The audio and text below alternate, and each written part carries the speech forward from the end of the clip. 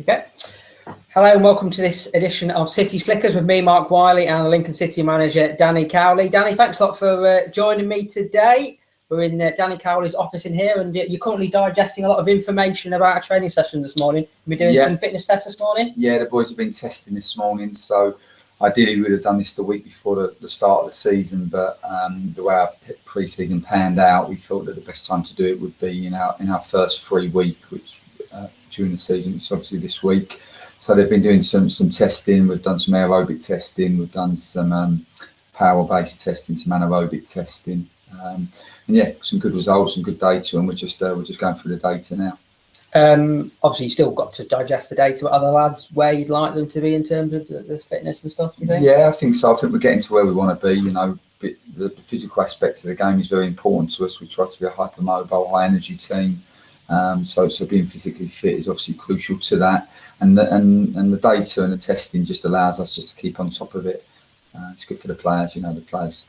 I don't think anyone likes to hear the word testing or assessment, whether you're in school or a football player, but it's there to help them. It's there to guide us. It gives us a clear idea. We've obviously got a clear idea of them anyway now and where they're at physically, but it just gives us more data that we can use, and we can then look for strategies to try to improve areas that maybe that we might need to improve. And have you noticed improvements in the players' condition since you came in? Yeah, there's been a big improvement. Yeah, in the 8 weeks we tested in the closed season, so we tested on the 10th of June.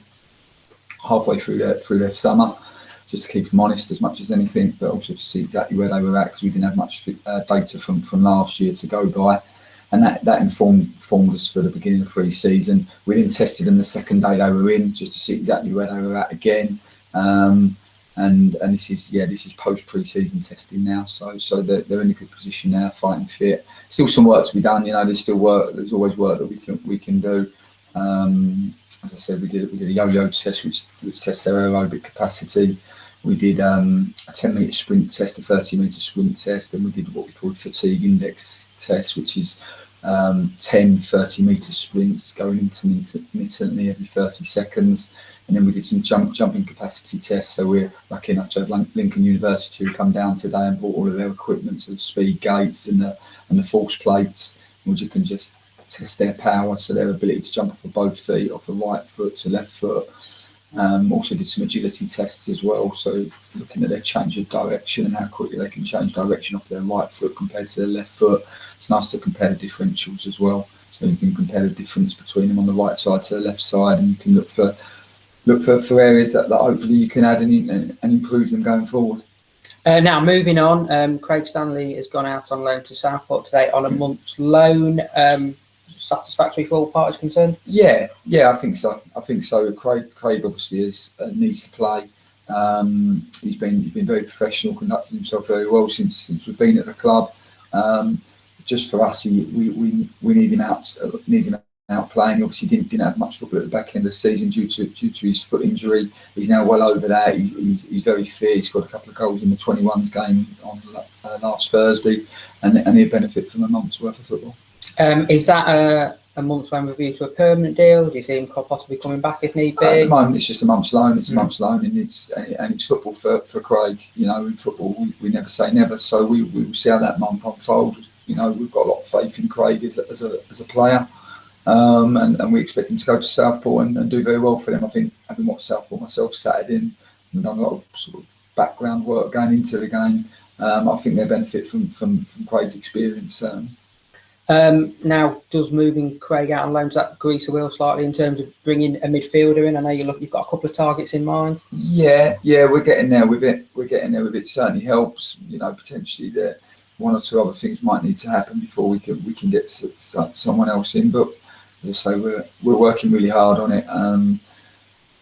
Watching lots of football, doing lots and lots of recruitment work. You know, at the moment, football's ever changing, but at the moment it's the final piece of the jigsaw for us, so it's important that we get the right player. And like I said before, it's always about, you know, the player you bring in has to significantly improve you. So it's being patient and making sure you're always trying to eliminate the risk. There's always risk involved in recruitment, but you're trying to eliminate the risk as much as you can to get the right player to complement the group that you've already got. Now, will it help that the fact that Cowley's campaign officially finished yesterday? More than £50,000 has been raised. Director Ian Reeves put 25 grand in. The supporters have raised about £27,000. I mean, that was a great effort. And will that help with the midfield as well? Massively. I can't thank everybody enough for their kind donations and the way they've contributed to that. Obviously, it's already allowed us to bring the likes of Nathan Arnold and Sean Maggott in, and hopefully, that money will now go towards us trying to bring an additional midfielder in. Talking about members of the existing squad, I had a chat with Matt Reed yesterday. He sounded quite confident that he'd be fit for this weekend. Is he close to being involved in full training? Yes, yeah. Matt's been involved in training today, so he's had a personalised day today, which has benefited him, and then he'll be training fully with the squad on Thursday. So no, we're very hopeful that he'll be available to us Saturday. Well, you proved on Saturday that you can go without him. Well, I think so. Matt's a key player. Matt would be a key player to anybody in this division, if not the division above.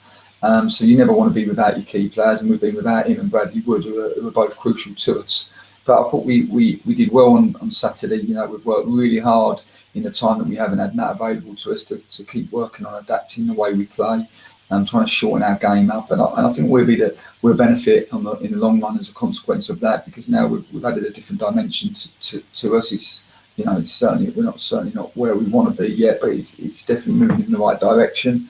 And when Matt comes in, the fact that we've got different dimensions to our play, I think will benefit him as well. And of course, when I was talking to Matt yesterday, I asked him if he was still confident about taking penalties.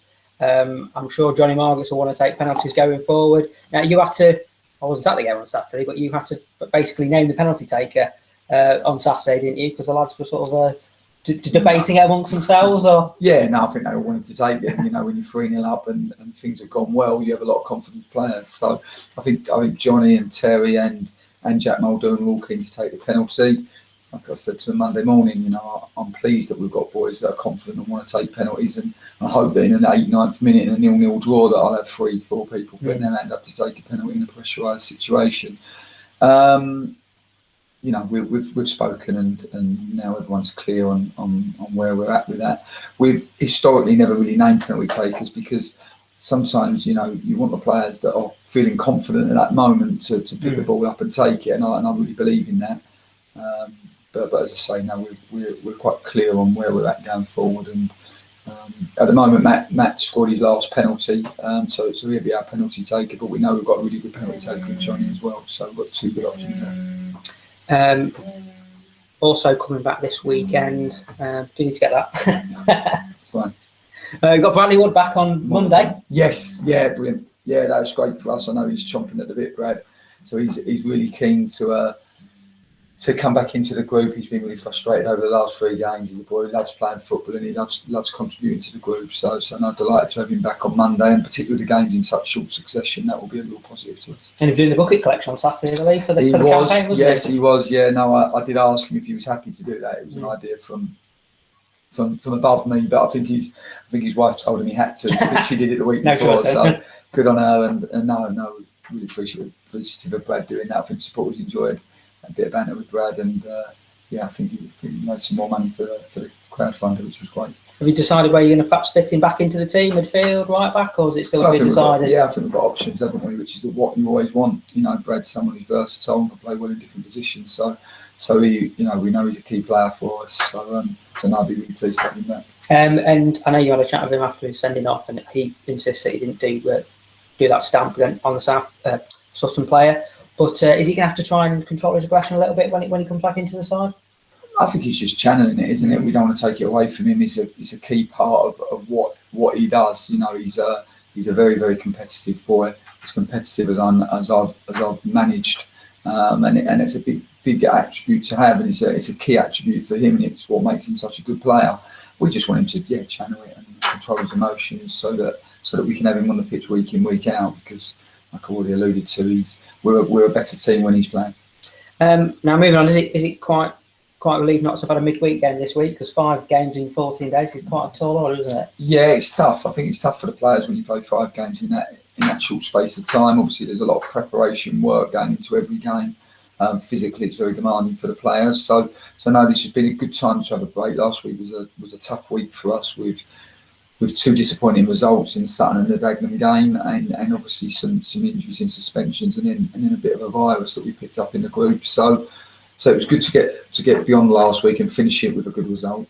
And this week's given us a chance to really focus on trying to develop technically, tactically, physically, mentally. We keep saying if every single player can improve at 1% in those 4 facets of the game, technical, tactical, physical, mental, then it's a really big game for us to make as a team. So that's what we're working towards. Now, two big games this weekend and 2 tough games as well. You expect Macclesfield and Gateshead to be certainly the top half of the season? Yeah, I think so. I think Gateshead and Macclesfield will be right in and around it, actually. I think they're both good teams. Macclesfield, they've got a real continuity, been together an awful long time, very good possession-based team, try to play in the right way.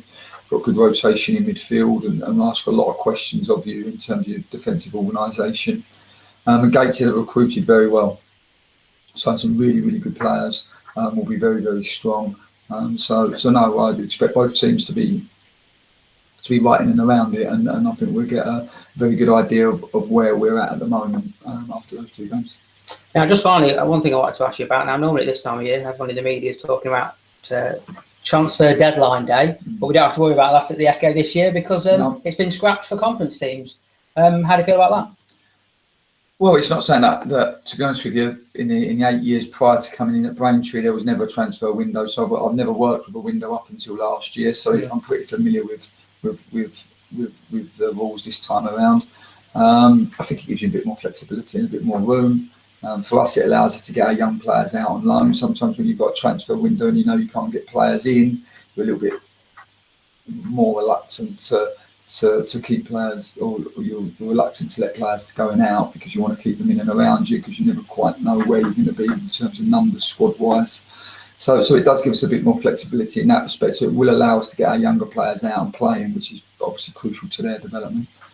And it does give you a little bit more flexibility if you can make the finances work in terms of bringing players in. So now we work hard on recruitment. So the fact that the handcuffs are off and the shackles are off, I think will benefit us in the long run.